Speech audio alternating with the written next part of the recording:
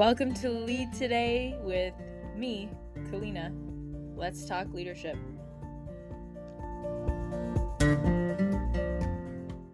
Hello and welcome to this episode. It'll be relatively short because I would like to just tackle something very specific, and it's making friends abroad.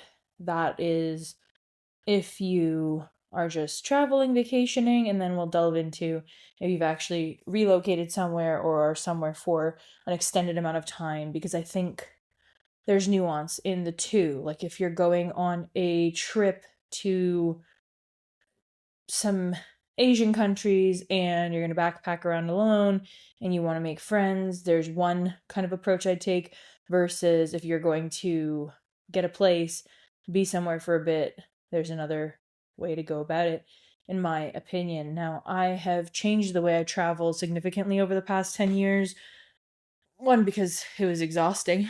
But two, for the very fact that I wanted to immerse myself into local culture. And if you're somewhere for a week, 2 weeks, 1 month, 2 months, you're really not. I mean, the more time you have, the more immersive it is, obviously. So if you're doing a short trip, some people, let's say you're on a cruise for 2 weeks, let's say you're doing a month in Europe and you're kind of hopping around from place to place. The number one thing is shared experience. And this does go into longer term relationships, of course, because shared experiences are the basis for forming connection, or at least it's one of the foundational pieces. So it's a really easy way to do it when you don't have a lot of time, you're in person, you're not really looking to search online, right? Like, I'm not going to suggest Facebook groups or online communities when you're really short on time, you're somewhere for a day, you need to really just build connection quickly, but you want them to be meaningful. And the way that that's going to happen is definitely shared experiences. So that's my number one thing. Go do excursions, go do a class, go do a tour, anything that gets you into that shared experience. That's why people do things like Kentucky tours. Now, I was never a Kentucky kind of person, only because I didn't want to be on a schedule. So if you like that kind of thing, then there are certainly tour companies that can help you with that. So if you're a solo traveler, I know people that have done Kentucky and other similar tours. That's definitely an option, and you will check that shared experience box. It's just a question of what's the vibe of your trip and what kind of traveler are you? Do you want to have more autonomy, or do you want someone to plan it all out for you? I like last minute exchanges and excursions, so allowing for space for those things that you didn't anticipate to come into your trip. And that's less possible when you've got a really rigid itinerary. But again, this comes down to your preferences. So if you've got a short trip, shared experiences are the way to go. If you're not keen on staying in a hostel, I get that. I did it in my earlier 20s, and it's definitely an experience. But at some point, I got to the stage where I wanted privacy and sleep, and so private rooms were the way to go for me. Now, that doesn't mean you can't immerse yourself in hostel culture. And so that is kind of the way. Some hostels will have private rooms, that's one option, but you can always go and stay wherever, even if it's an Airbnb, and then immerse yourself in the hostel culture by going to their happy hour, to one of their, they'll have usually pub crawls or different activities that they plan that you can absolutely just go and pay to do. So while if you're staying within a private room in the hostel, you'll have the proximity piece and you'll get to know other solo travelers, I would definitely say you can pick and choose and kind of just show up to a hostel that's having a cool event and still benefit from the fact that you've got open-minded people that are, there will be solo travelers that are looking for that type of connection. Because if you're at a hotel, you're dealing with couples and families and people that are probably not all that interested in inviting you along. There are always exceptions, but generally speaking, if you show up to a resort style place, less likely. Now, if you are at a resort style place, how do you do it? I definitely think the way to go in that circumstance is staff. Staff are amazing. if there is some type of activity center, gym, any kind of coordination of activities, a concierge, that person's going to be your best friend because they're going to know local spots that are even off that curated list. And a lot of times, again, this depends on where you are in the culture, but if it's an open culture, they'll invite you along, they'll invite you to a party, they'll invite you places, and that's the first step. So if you're not, I mean, of course, there's the age old, like, go to a bar and sit there and, try to strike up a conversation, but that's always so awkward, I think, or at least, it's hit and miss. I don't love it. And if you don't drink, really not that fun. You can absolutely do it. I think coffee shops can be another way where if you're not interested in the night time sort of connection, at a bar, you can do it in the day, and coffee shops are cool. I would look at a place. There's a really good one that I was in when I went to, was it in Canggu? It was definitely in Bali, but I think it was Canggu, where it was a coffee shop, but it was also co-working. And if you can find, I've seen a number of them all over. And if you can find something like that, one company that does that is Impact Hub. I think they'll have like the co-working, but usually they have a bit of a cafe. That's a really great way because you've got people that are co-working that are living where you're at, and you can really immerse yourself. They'll usually have events. Again, they might have like a cocktail hour, which is just a great way to kind of get started, but strike up a conversation, right? Even if it's with someone that works there, that can be your way into forming a connection. And that person is working in a place where they interact with new people regularly. So even if you're less extroverted or willing to have that conversation, or it's kind of scary, that person's job is literally to be a community manager or a welcoming person. That's their job. And so, yes, it's maybe a little bit less authentic than just meeting someone, um, in an excursion, but you're still going to get them being willing to share and maybe invite you somewhere, or you can at least get the event calendar for the place and then potentially meet up with someone that way in one of those events. So there's that.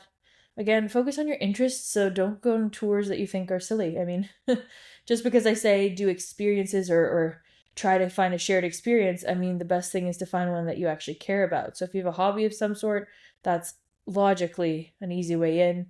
If you're a surfer, go to a surfing class, go to a surfing school.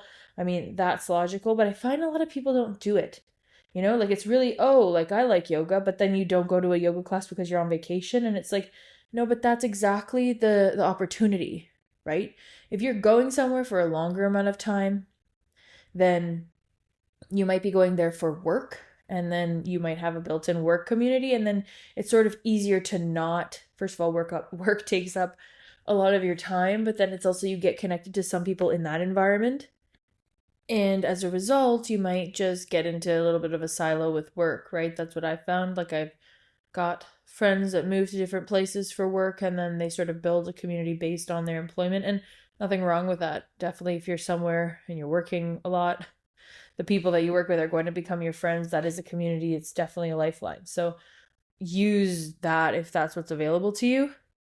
I just do think that people sort of forget hobbies like different sports and things can absolutely be an outlet outside of work where you're getting one specific type of person, right? And I mean, having a professional network is great, but there are other community-based initiatives that I would highly recommend to have that varied experience. Also, of people that live there. I mean, some of the people that you work with might be, from the area that you're living in or visiting, but it's always cool to just get different perspectives, and that comes from a variety of locations that you're putting yourself in.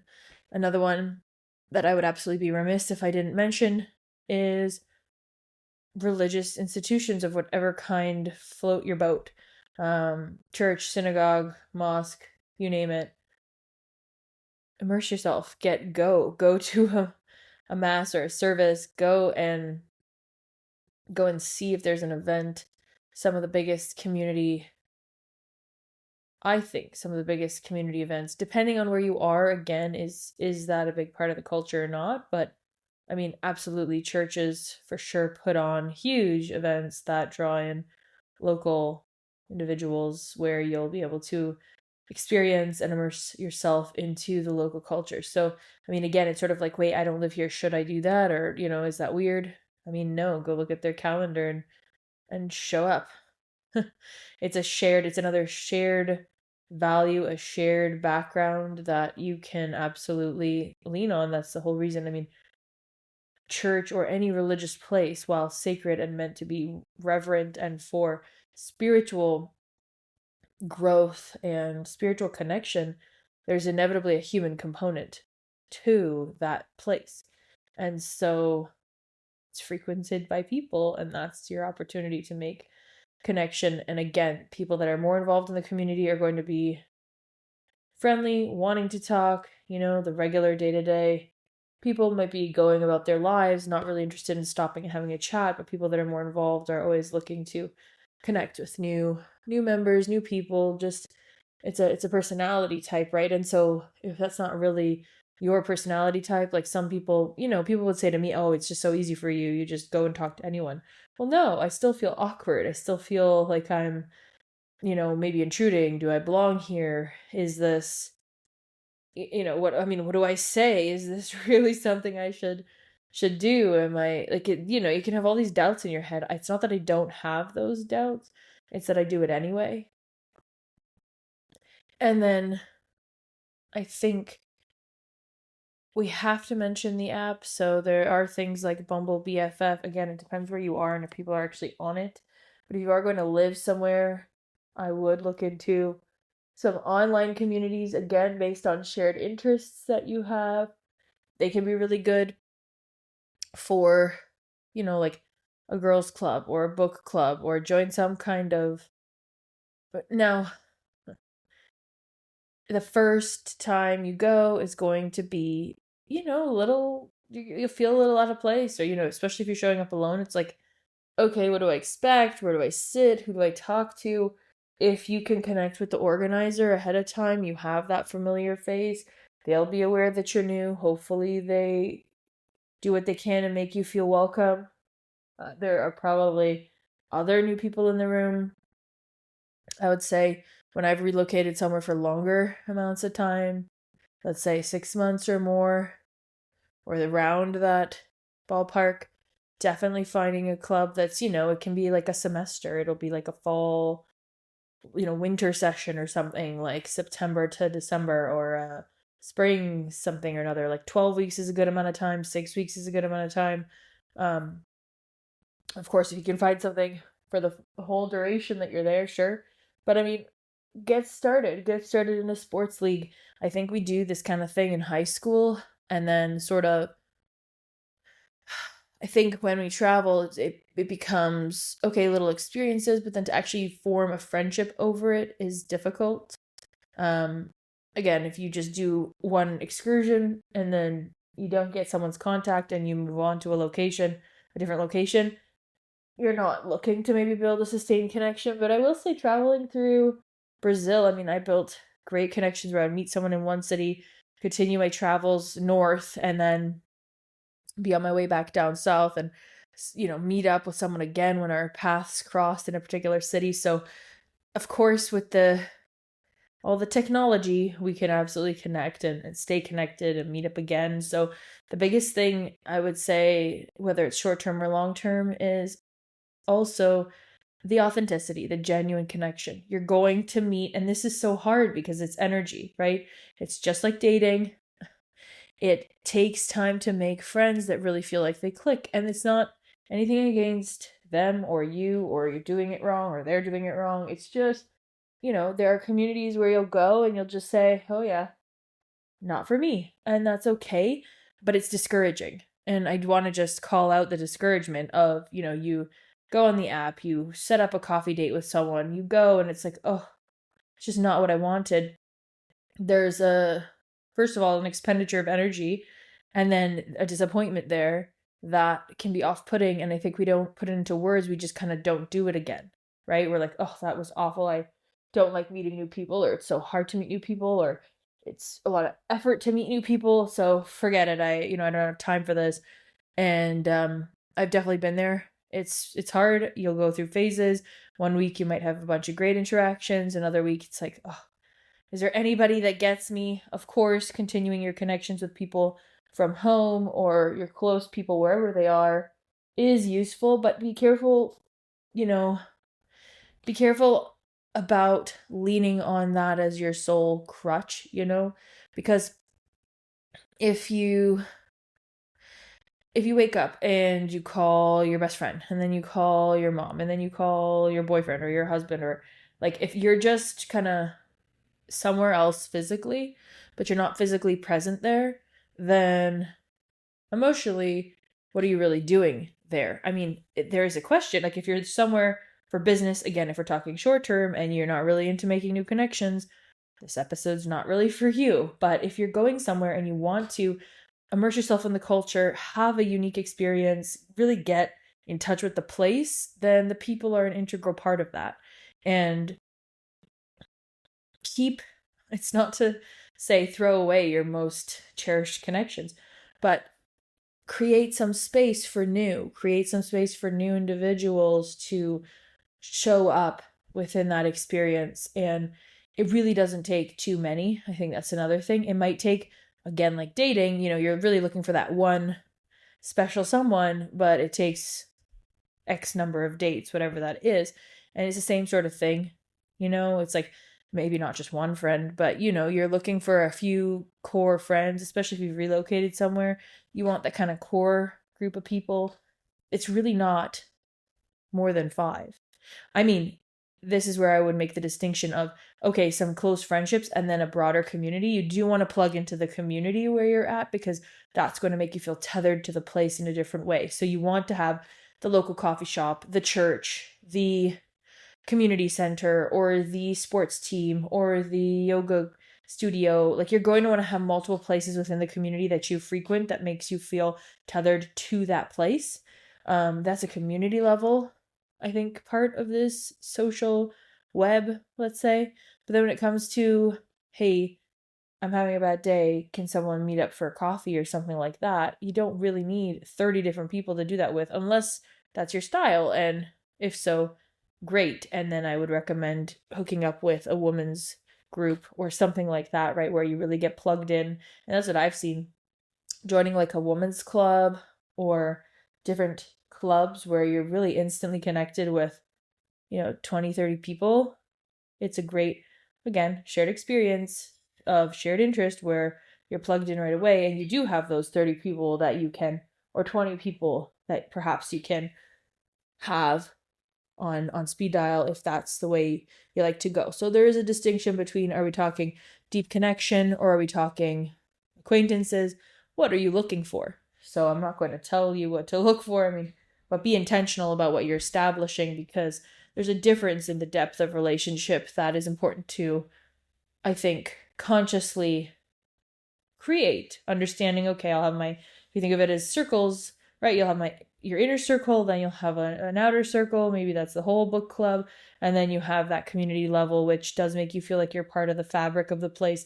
But it's kind of holding you within the culture of that city or town, but you're not, of course, connected with all of them on a deep basis. And so if you can kind of also think of it that way, you don't really need 30 friends that are just whatever. You really want people that'll show up for you, and 10 people like that is already a really rich day-to-day life. So I think we need to adjust our expectations as well, sometimes thinking like, oh, I need all these friends. Well, no, it's good to have acquaintances, but you really only need a few solid people that hey, if I get a flat tire, here's who I can call to come and pick me up, and I feel that one of them would be there. It's not that many people at that level of closeness or intimacy. So thinking that through and being okay with community level, kind of outer circle and then inner circle, and sort of discerning from that place. So starting on the community, seeing the groups that you like, and then from those groups filter in people, and they come from the wildest places. Like, there are people that you would think, oh, this person should be someone that I can rely on, or I should be able to be close to this person. And interestingly enough, I've found that people that truly you click with, it's at least for me, it's come from very unexpected places, which is, I think, the fun of it. But then, of course, makes it a little bit more unpredictable. And so that's where the maybe impatience, frustration, feelings of this isn't working come from. And it's hard. I will not sugarcoat it and say, just go to a book club and you'll be fine. No, it can be lonely. It's hard. It can feel isolating. And again, there's that potential discouragement when you put yourself out there and the people that you're connecting with are not, well, you're not connecting with them really. It doesn't feel like a genuine or deep connection. You don't align. That doesn't mean everybody you meet you have to agree with on everything, right? I think right now there's a tendency to want to just hang out with people that are like us, have the same beliefs. I think that can be comforting, but I don't think I mean, no two people have exactly the same beliefs. So I think opening up our sphere there is important. But aside from that, you want someone that you have some shared values with, that you can connect and have a good laugh and a good time. Feel also that there's a reciprocity. I think that word has meant a lot to me, where I would go out of my way for friendships where I really felt like I wasn't getting the same level back. And it's not, it's an emotional thing, right? Like it's not like even a time thing or a money. It's like if I text you, do you text me back? If I text you with a certain level of interest, or we're asking questions, we're learning about each other, like, are you reciprocating or are you dry? I would really put effort into these relationships again that I thought should work, and they didn't or don't. And it's hard, at least for me, to say, okay, I will show up to the degree that you show up, rather than giving so much of my heart and so much of myself and then feeling depleted, and also that I'm not being met there. So if you have that tendency, I totally get it. It's exhausting and disappointing again. And kind of, you feel like you've put yourself out there, you've been, friendly, and you want to connect, and not everybody's willing to go there emotionally. Not everyone's willing to, like, some people want those surface connections. And so discerning, okay, what level of intimacy are we at? There are people that I've met, the first time I meet them, we're able to just have this deep life chat and it's beautiful. Other people, they just want to keep it light. They just want to keep it, surface level. Even if you're having a shared experience, even if you're in that same club or going through a similar life stage or something, like, it doesn't matter. There are people that just don't go there. And so just figuring out, right? And I think for me, again, it's like, I want to be open, but allowing the other person to take the lead has been my learning a little bit, so that I can meet them where they are. It's a very coaching concept, actually. Like, you meet your client where they're at. I think in friendships, it's a similar thing where you're trying to gauge, okay, where is this person at? Where am I at? And it's not a bad thing if someone wants to keep it, superficial and light. It's just a different level of intimacy. It's a different level of connection. It's a different level of sharing. And so you, again, I mean, this is just me, it might not be you, but wanting to share, wanting to have that deep connection, wanting to be authentic about struggles in life. Yeah, not everybody is there and wanting that, and being able to meet them where they're at will save you a lot of heartache and a lot of, feelings that you've poured your heart and effort into something that isn't being reciprocated, which again leads to that disappointment, or the, what am I doing? Where are my true friends? Like, why am I so lonely? These people don't want to connect. And you'll sense it. You really will. Because they just don't, they don't meet you with that level of sharing and about themselves. And so you can test the waters with someone and kind of give them a little bit of your true experience. And if they're willing to go down that rabbit hole and reciprocate and share back, then cool. If they're not, okay. And so no matter where I think the first step is, as we've said, community, then outer circle, then inner circle, and you're kind of bringing people from community level and seeing who kind of filters through into the closest circles you have. And environmentally, you're putting yourself into situations and places that align with you and your interests, your values. You're connecting into the community at that level, and then really going into maybe special interest groups based on what you like. And then hopefully, there's that one person, and you're going to have to sit through lunches or coffee dates or events where you might end up having a conversation with someone. It's like, oh, okay, that was like a community level connection. Great. But if you can, not that you have to label everything, like people can change and surprise you, but it's kind of nice to say, okay, that's what that was. Like it was just a nice informal chat and it's not going anywhere. And I think the expectations that we put on ourselves and on other people really are where the pain and disappointment come from, is that we want the deeper connection, we want to have the intimacy, and it's not there. And that can, that stands for dating as well as friendships. So just some thoughts. I hope that this at the very least acknowledges that you're not alone if you feel like you're sort of trying to meet people, but a lot of them don't work out, quote unquote. I think that's how it's supposed to be. You don't have those best friend type of connections every day. People change as well. So I could do a whole episode on, your high school, childhood, university level connections might drift, might shift because people change, priorities change, their phase in life. Definitely, I've seen people that are still single versus people that are married versus people that have kids. The discussions change, the conversations are different. And so you might be able to adapt to that and you might not. And if those friendships don't adapt to the varied stages that you're in, there's a grieving process there for sure. And then hopefully you can, again, now caveat, right? You don't just want people, like if you're single, you don't just want single friends. Like, yes, that's the kind of magnetism because you're in a similar stage in life. And there's, of course, if you're single, have single friends, cool. But I think there is benefit in remembering the individual connection. And so some people struggle when they move to different phases to kind of relate if they're in a different, so if one person's single, the other's married, the other has kids, the three of them get together. It can be tough to connect because they're all talking about different things, but hopefully, right, that's where the empathy piece comes in of like, wait, but just because you have kids, you know what it's like to be married, or maybe you don't, but you don't have to know someone's experience to connect with them and empathize. And I think that's important. You don't have to know exactly and have been through exactly what someone's going through in order to be a friend to them.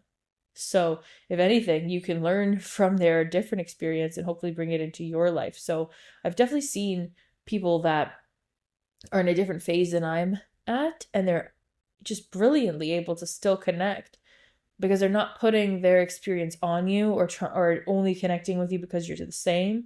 They're able to find shared and common ground that's not, like if you're a mom, your focus is your kids, especially a new mom, that's totally reasonable.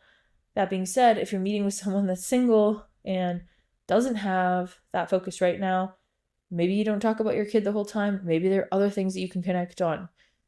I think sometimes we are so self-involved that we forget to look at the other person and really meet them where they're at. So I'd say the theme of connection today, yes, you want to have clear values and clear ideas about the friends you want, but then when you're in an interaction with someone, not projecting that onto them, forcing that onto them, but rather meeting them where they're at and then discerning after the interaction, okay, was that life-giving? Like, do I feel really good after being with this person, or did this deplete me and bring me down? And then, of course, you can choose whether you want to take a step closer to that person or not. Do I want to do that again or do I not? Do I want to meet this person monthly, weekly? Do I want to talk to them daily? Like, there are different levels of proximity and communication. And then in the depths of intimacy, as we've talked about, those are all things that you can consciously look at and say, okay, how do I feel around this person? Do I want more or less of this? Being a bit more conscious about that. But then again, when you're in the interaction itself, I think people miss chances to connect when someone's not exactly where they're at. Yes, it's easy when you got two new moms and all they want to talk about is strollers and baby stuff. Sure, they connect. But is that a true friendship? I think that's actually where friendships maybe degrade over time, because if you're only connecting because you're doing a shared thing, it's good if you're just meeting with someone one day, right, and you're on a short trip. But in a sustained friendship, you need to be able to go through the different stages of life together. And that means meeting the person where they're at, not necessarily being on the same page. And if you repeatedly can't meet the person, the relationship's going to suffer and potentially you will create distance because you're not able to,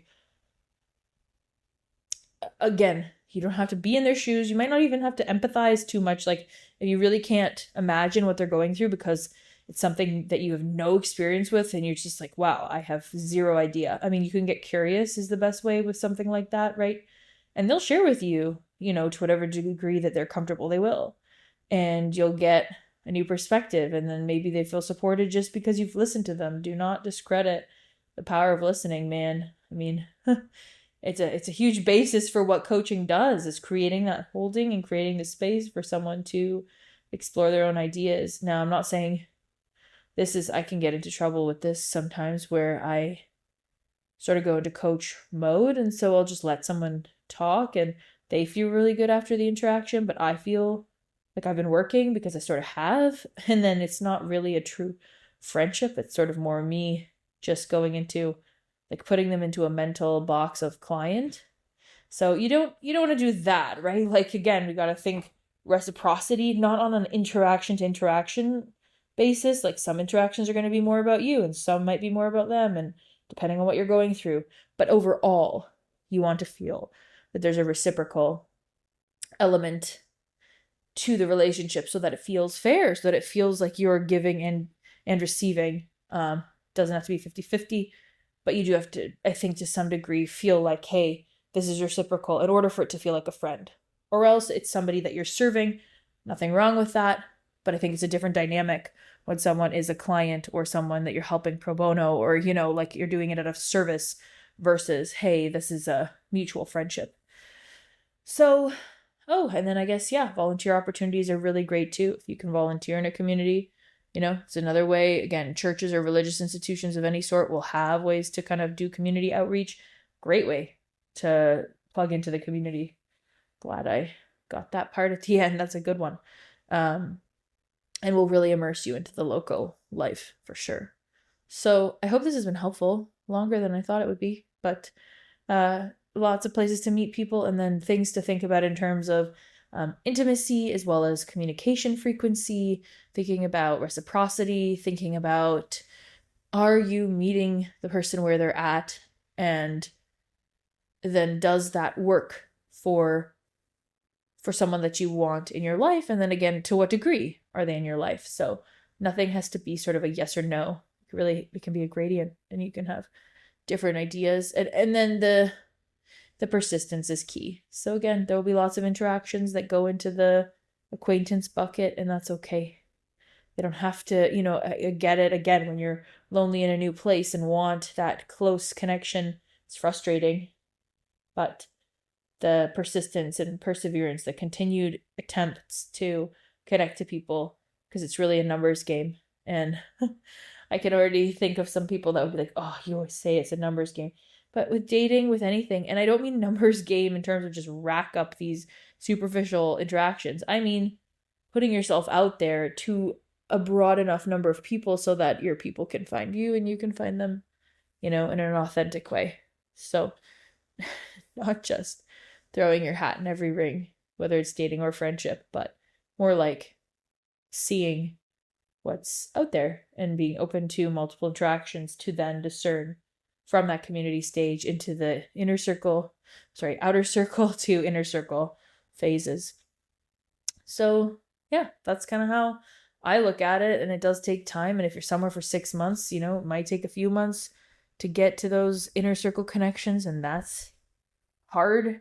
Lean on the people close to you that maybe aren't physically there. Lean on people that are supporting you in your new job or your program, or those kinds of administrative roles that are there to help you integrate. Lean on those people. Find in-person connections. There's no substitute for it online. It can help, online communities help to some degree, but at the end of the day, at least for me, won't tell you what to do, but at least for me, you need a few times a week in community, in person, whether it's individual, like one-on-one interactions or groups, but you need it a few times a week, especially working online. I feel that. So here's to finding your people, and take good care until I see you next.